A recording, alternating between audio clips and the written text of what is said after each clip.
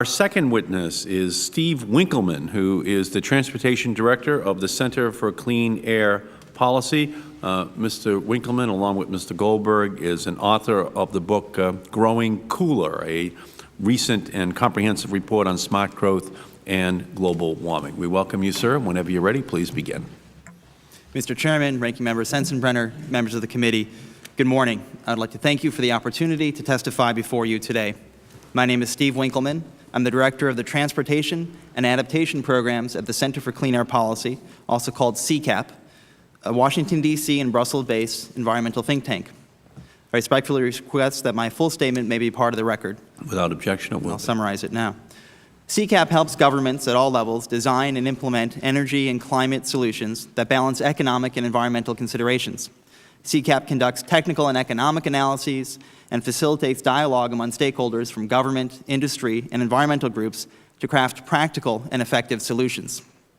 For example, CCAP's VMT and Climate Policy Dialogue brings together 4 secretaries of transportation from 4 different states, 2 directors of metropolitan planning organizations, members of local government, federal agencies, industry, and environmental groups to advance smart growth policy within climate policy and to integrate climate considerations into transportation policy.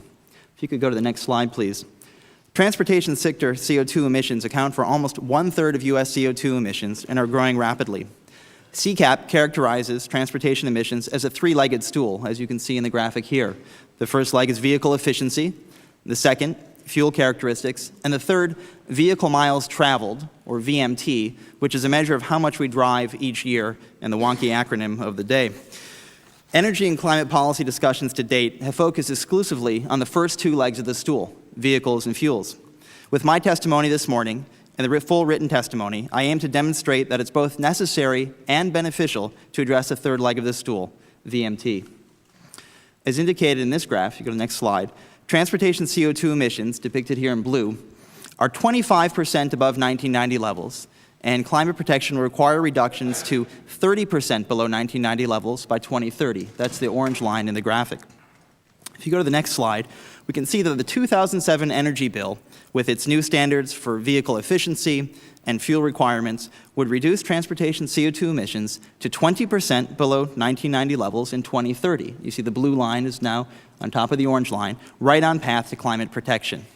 However, if you go to the next slide and watch the red line, the U.S. Department of Energy forecasts a 50% increase in driving, bringing CO2 emissions back up to current levels and wiping out the benefits from the energy bill. Climate protection will clearly require reductions on all 3 legs of the stool. We cannot afford to ignore VMT. I'm a co-author of the book Growing Cooler, The Evidence on Urban Development and Climate Change, in which we review the empirical evidence on the relationships between land use development patterns and travel activity. We find that people drive fewer miles in places where things are closer together and where they have more travel options, such as walking and transit. In my written testimony, I provide some examples from places with successful and promising policies for slowing VMT growth. The Sacramento region is especially compelling because they have calculated that smart growth policies can reduce infrastructure costs by $9 billion by 2050 and reduce consumer fuel expenditures by more than $600 million per year. With high gas prices and a robust federal climate policy debate, the timing has never been better to increase travel choices, thereby lowering consumer fuel expenditures and reducing transportation emissions.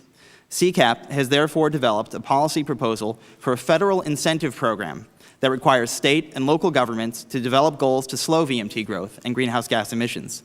Allowance values from a cap-and-trade system would be used to fund goal development and implementation. Importantly, CCAPs believe that there is no one-size-fits-all approach and that solutions must be developed locally, not dictated by the federal government.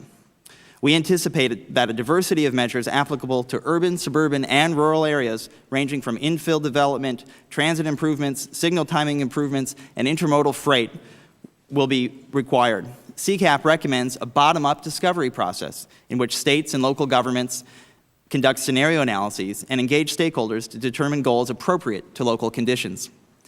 Finally, CCAP sees federal climate policy as setting the stage for climate-friendly transportation policy, what we refer to as green tea. Federal transportation policy actually contributes to VMT growth because key funding formulas reward VMT and fuel consumption. The challenge is how to ensure that the next $300 billion we spend on transportation infrastructure actually builds upon the savings in the energy bill instead of wiping them out.